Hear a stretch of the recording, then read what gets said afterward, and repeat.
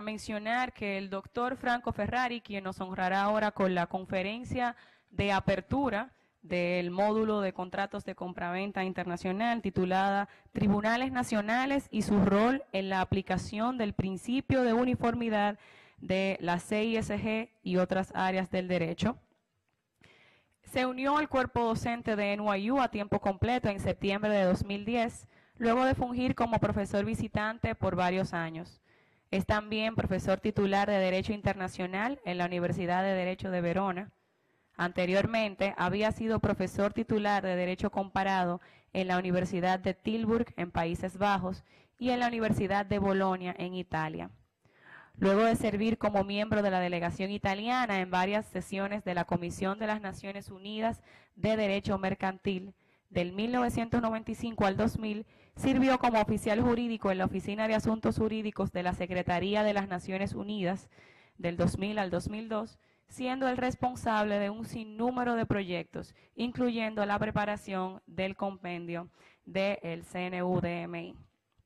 Una de las particularidades del profesor Ferrari es que además de ser un brillante académico, con más de 280 artículos publicados en varios idiomas y 17 libros, en las áreas del derecho internacional comercial, conflicto de leyes, derecho comparado y arbitraje comercial internacional, es que también tiene una vasta experiencia práctica, no es solamente un académico, sino que es un árbitro en funciones y por eso conjuga diferentes visiones que nos va a estar aportando el día de hoy. Hemos tenido el placer de contar con el apoyo del profesor Ferrari por 3 años consecutivos y sin nada más que decir y simplemente pidiéndole un gran aplauso para él, les dejo en sus manos.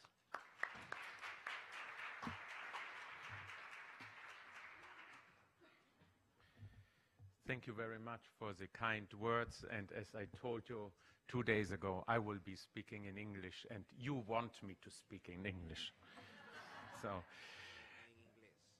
I will speak briefly about the role of national courts in the los tribunales procesos en la unificación de la Comisión. También voy a hablar expresamente a algunos del material que ustedes ya recibieron y entiendan que los materiales que serán cargados, que de hecho materiales que fueron creados por los tribunales, porque como mencionaré, algunas de las decisiones de los tribunales que les han sido provistas son la manera perfecta de lidiar con alguno de estos problemas. Lo que es la ley uniforme es un grupo de reglas con la intención de ser aplicadas en una misma manera única y en más de una jurisdicción. Con la intención, si hay falta de esta aplicación en diferentes jurisdicciones, entonces no hay uniformidad. Los textos no crean una ley uniforme, al menos que hayan sido creados con el animus unificandi. Con donde hace falta animus unificandi no puede existir una ley uniforme. Las mismas reglas podrían existir, pero esto no es suficiente para la unificación de la ley. Les voy a proveer algunos ejemplos. El Código de Publicaciones fue traducido al turco a principios de los años 30. Esto no significa, y esto es solamente uno de los ejemplos que voy a dar, que ustedes tienen un derecho uniforme, un derecho civil uniforme entre Turquía y Suiza. Los japoneses fueron más rápidos que los alemanes cuando ellos presentaron el Código Civil alemán, el nuevo Código Civil alemán del 1896 en Japón, antes de que los alemanes los introdujeran en Alemania en el año 1900.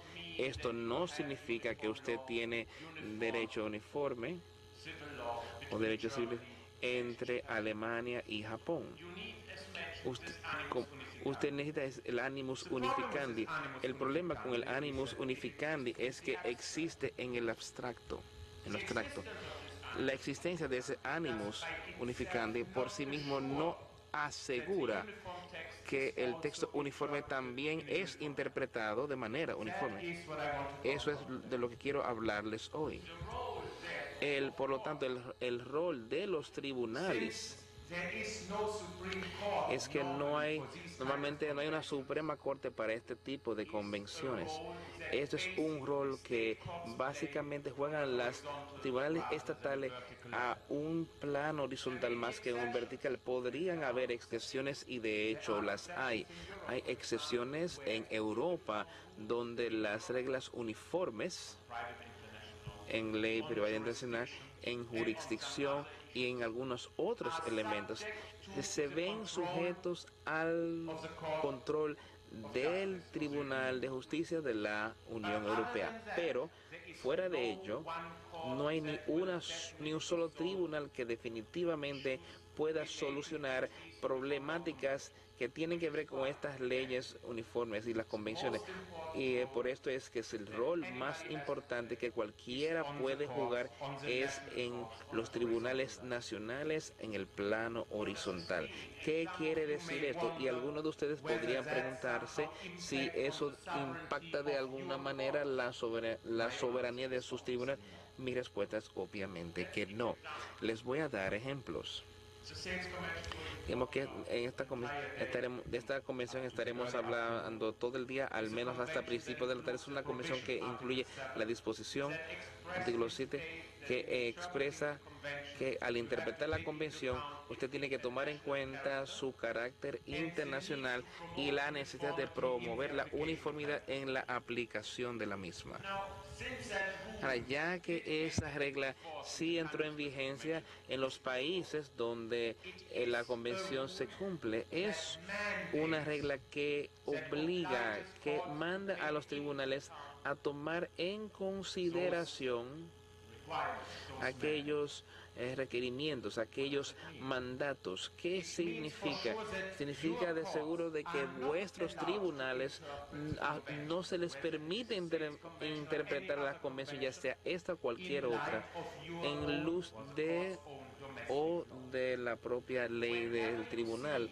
Cada vez que usted vea una expresión utilizada, aún una que significa algo para usted, por ejemplo, venta, como mercaderías, bienes, como lugar de negocios, a usted no se le permite de leerla en luz de su propio concepto de lo que es una venta, lo que es mercadería, un lugar de negocios. Eso es crucial para el éxito de alcanzar las universidades que estas reglas uniformes quieren lograr. Sin ello, la uniformidad solamente estará en los libros, pero no estará en la práctica, en la acción. ¿Y qué tal ustedes lo tienen de interpretar una expresión de manera autónoma? Pero, ¿y qué pasa si una expresión se presta a una o más interpretaciones autónomas? Les voy a dar un ejemplo fácil. ¿Qué es un lugar de negocios?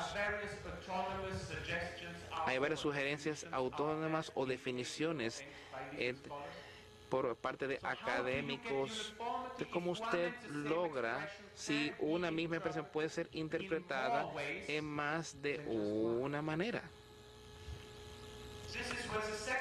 Es ahí donde entra en juego la segunda parte del artículo 6, lo que esta parte dice que usted tiene que tomar en consideración la necesidad de promover la uniformidad en su aplicación. Los académicos en los tribunales constantemente dicen que esta parte de la disposición requiere que los tribunales de un país dado a que tomen en consideración también lo que pueda suceder en los tribunales de otros países. Eso significa que como corte, como tribunal, usted debe de ver cuáles decisiones han ocurrido en las cortes de esos otros países con casos particulares. Voy a volver al concepto del lugar de negocios. Si usted tiene tres posibles autónomas de interpretar esa expresión, la probabilidad de que un tribunal pueda llegar a uno de estos tres es solamente un 33%, pero si los tribunales de un país dado puedan ver lo que han hecho otros tribunales, eso podría resultar, porque ellos podrían verse guiados por la lógica tras las decisiones de tribunales que han tratado con este elemento anteriormente. Yo quiero asegurarme de que ustedes obtengan exactamente lo que quiero decir, que entiendan. No quiero decir que los tribunales están obligados a seguir un precedente. Esto no es cierto. Un colega dijo, yo podía darle su nombre, pero no voy a decirlo, así que no le voy a dar el nombre. Pero por supuesto, esto es un disparate de ser muy buena gente. La sugerencia hecha por este colega de que usted tendría que crear una doctrina establishment con esta convención es totalmente disparatosa, no tiene sentido porque la convención no tiene el requerimiento único o no está, digamos, incrustado en un contexto que es de hecho aquel requerido para que esta doctrina exista, dígase, una estructura jerárquica de los tribunales. Usted no puede tener un Doctrine Establishment sin una estructura jerárquica de las cortes. Solamente para darles una idea. ¿Qué tendría que hacer un tribunal si hubiesen decisiones contradictorias por un tribunal italiano o un tribunal de Estados Unidos? ¿Qué sucede con la decisión de la Suprema Corte, digamos, de Francia, la Corte de Apelaciones de Alemania? Créanme cuando le digo que ustedes quieren ver las decisiones de la Corte de Apelación alemana y no la francesa.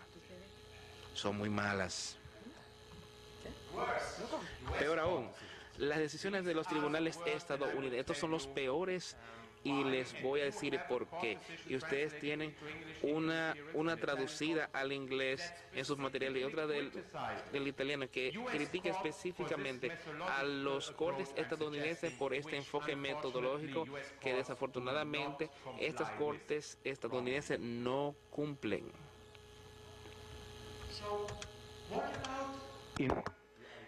Entonces, ¿qué tal con esta idea de que los estados deciden o toman decisiones arbitrarias?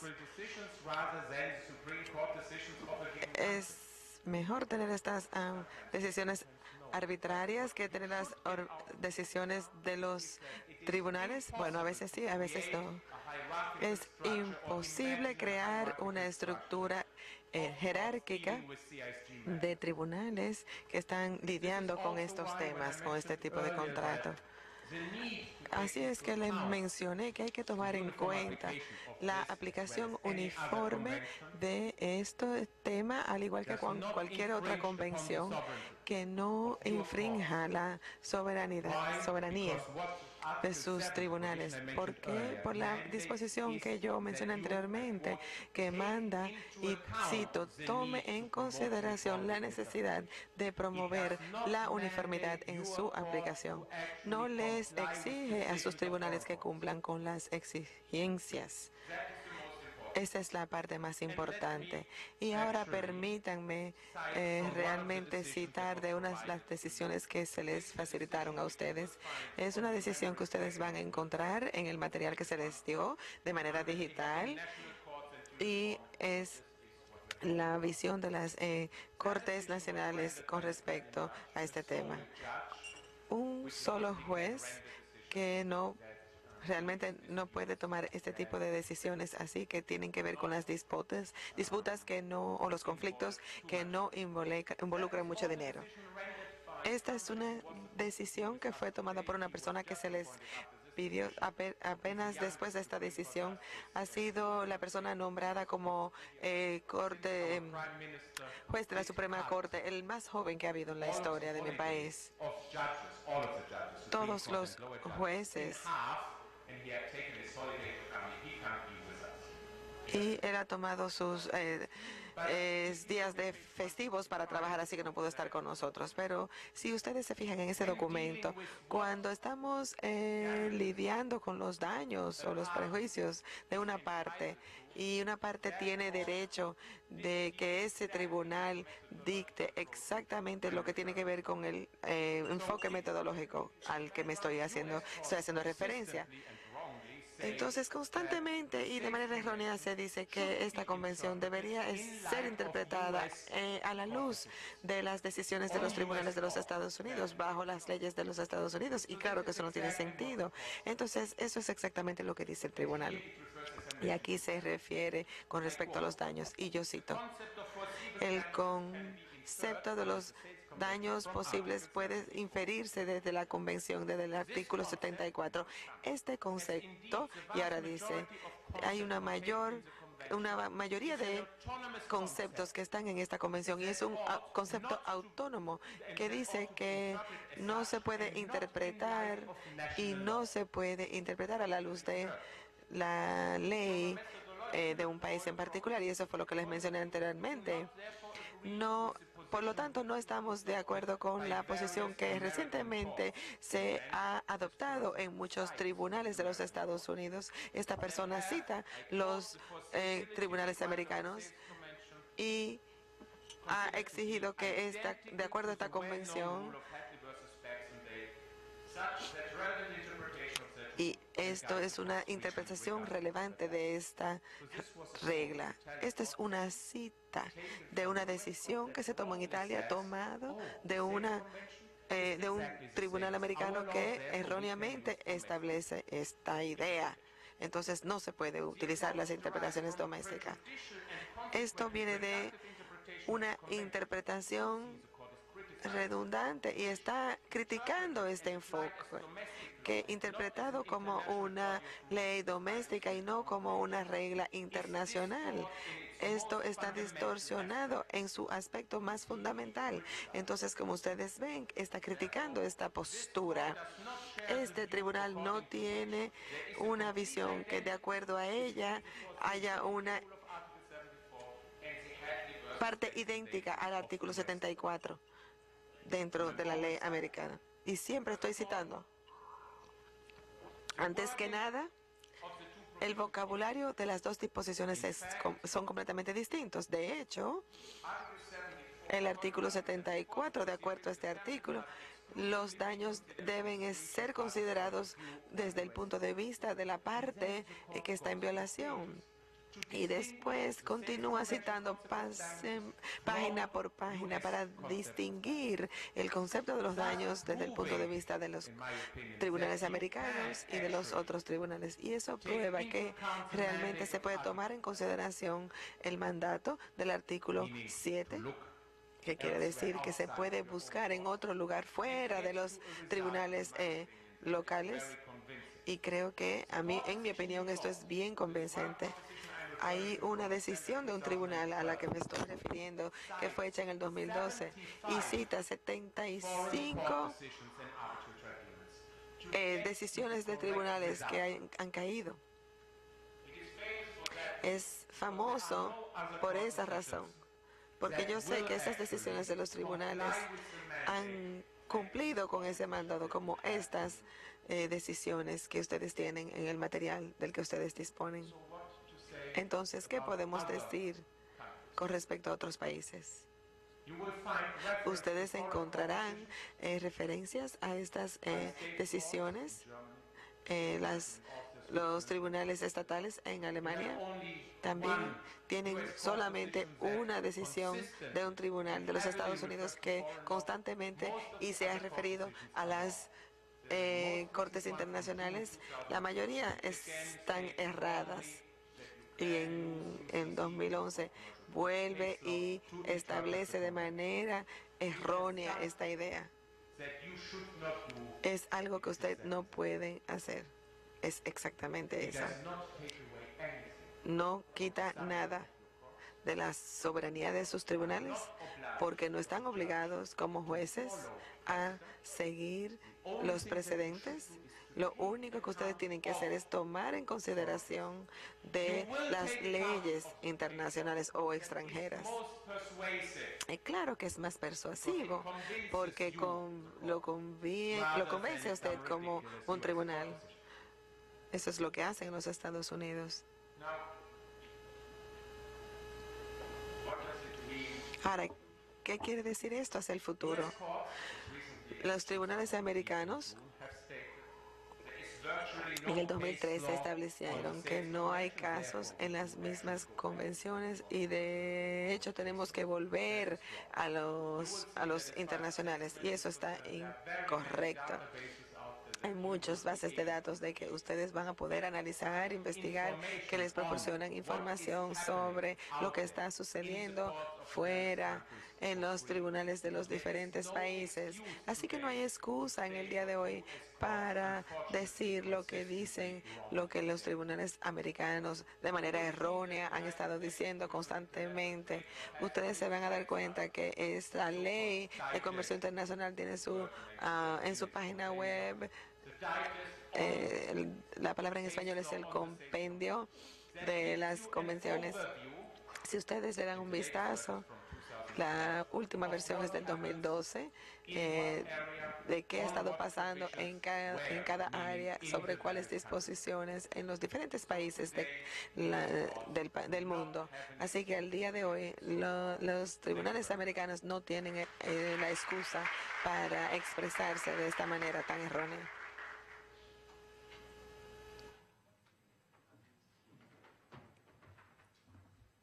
Muchísimas gracias al profesor Ferrari por esa conferencia.